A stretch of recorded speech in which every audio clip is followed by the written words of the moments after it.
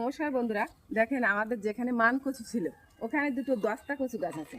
তাই এই দস্তা কচুর মুখে খাওয়া যায়, তাই আমি আসলাম এর মুখিগুলো উঠাতে।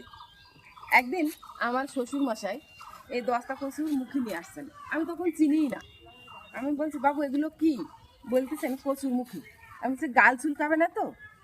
না না না, এ কাঁচাও খাওয়া যায়, গাল চুলকাবে না।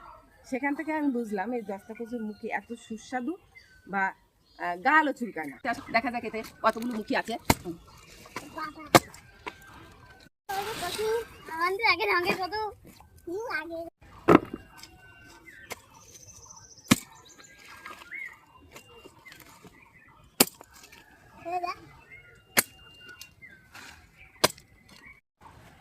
এই যে এইগুলো হয়েছে, ছোট ছোট দুটো গাছ, তো এখানে বড় বড় মান কচু ছিল, এজন্য এগুলো ভালো হয়নি। যা হয়েছে হয়ে যাবে একসাথে।